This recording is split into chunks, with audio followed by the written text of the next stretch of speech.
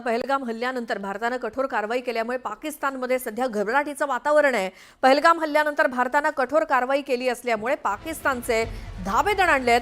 पाकिस्तानने लष्करासोबतच आता पाकिस्तानमधील दहशतवादी संघटनांमध्ये सुद्धा भीतीचं वातावरण आहे। जैशचे बहावलपूर इथलं मुख्यालय रिकामं करण्यात आलंय। केवळ 24 तासांच्या आतच मुख्यालयातील अनेक महत्त्वाच्या इमारतींमध्ये सामग्री हलवण्यात आली आहे। प्रमुख कमांडर्सना वेगवेगळ्या सुरक्षित स्थानी हलवण्यात आलंय।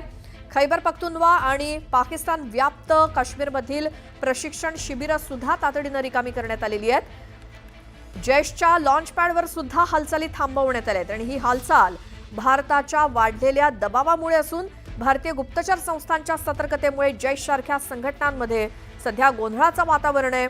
तसंच भारतीय सुरक्षा यंत्रणा देखील इतर सगळ्या घडामोडींवरती बारीक नजर ठेवून आहेत।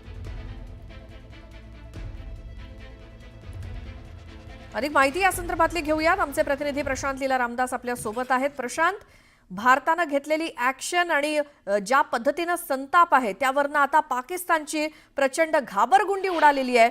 काय काय घटना?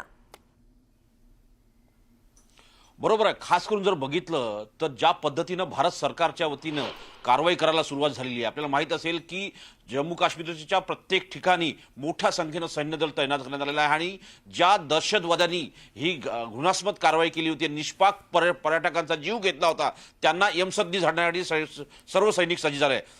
याच प्रकारे जैश ए मोहम्मदचे जे दहशतवादी आहे, या दहशतवाद्यांना ज्या पद्धतीने यमसद्दी झाडण्याचा प्रयत्न होतोय आणि त्याचमुळे ह्या भीतीने पाकिस्तानचे सैनिक तर भीतीग्रस्त आहेत, पण सोबत आता तिथले जे दहशतवादी आहे, जे पीओकेमध्ये राहतात, ते सुद्धा दहशतवादी भीतीग्रस्त झालेले आहे। त्यांची दानादान उडालेली आहे आणि खास करून जसं उल्लेख आपण केला बुरहानपूरचा, तिथलं मुख्यालय खाली करण्यात आलेलं आहे, तिथली सामग्री हलवण्यात आलेली आहे। सोबतच पीओकेमध्ये जे प्रशिक्षण शिबिर आहे ते देखील तिथून बदलवण्यात आलेले आहे। त्या प्रशिक्षण शिबिरामध्ये असलेल्या दहशतवाद्यांनी लपवण्यात आलेलं आहे। अशा प्रकारची कारवाई आहे। त्यामुळे पाकिस्तानचे सैनिक एकीकडे घाबरलेले आहे आणि दुसरीकडे जर बघितलं आपण महत्त्वाचं म्हणजे दहशतवादी देखील आणि त्यांचे शिबिर स्थळामध्ये असलेले कमांडर ते देखील घाबरलेले आहे। स्टुडिओ बिलकुल, आणि त्यामुळेच आता तिथं सुद्धा धावपळ सुरू झालेली आहे आणि सगळ्या ज्या चौक्या आहेत, सगळी त्यांची जी आश्रयस्थानं आहेत ती पटापट रिकामी केली जात आहेत, कारण भारतानं दमच तसा दिलेला आहे। दहशतवादी हल्ल्याचा सडेतोड बदला घेतला पाहिजे आणि दहशतवाद्यांना त्यांची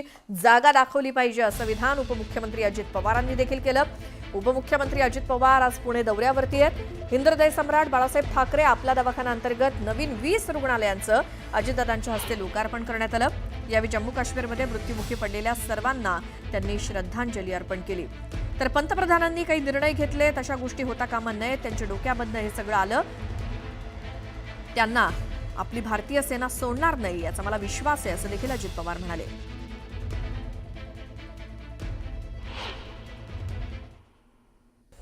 आजही संपूर्ण भारत यामध्ये अक्षरशः असा ह्याचा बदला घेतला पाहिजे, ह्यांना त्यांची जागा दाखवली पाहिजे। देशाचे पंतप्रधान नरेंद्र मोदी साहेबांनी यामध्ये काही महत्त्वाचे निर्णय घेतले, त्याच्यामध्ये पण पाण्याच्या संदर्भातले असतील, इतर गोष्टी असतील, आणि त्यांच्याशी सगळे संबंध तोडून टाकले।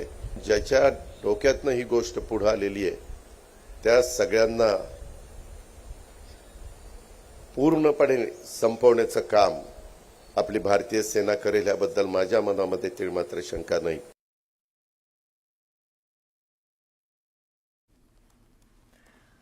तर पहलगाममधल्या हल्ल्यावरून जितेंद्र आव्हाड यांनी देखील केंद्र सरकारवरती हल्लाबोल केलाय। बघूयात ते काय म्हणाले। एकही मिलिटरीचा माणूस किंवा काश्मीर पोलिसांचा माणूस नव्हता। तुम्ही काय मुंबईच्या चौपाटीवर फिरत नाही ना, तुम्ही काश्मीरमध्ये आहात आणि काश्मीर हे अतिसंवेदनशील आहे हे काही दुसऱ्या कोणी तुम्हाला समजून सांगायला नको। मग सरकारची जबाबदारी आहे की नाही? सुरक्षा व्यवस्था अनंतनाग असो, पहलगाम असो, हे सगळे ज्याथे जिथे भारतीय लोक जातात, परदेशातले नागरिक जातात, यांची सुरक्षा व्यवस्था बघणं हे काम तिथे केंद्र सरकारचं आहे।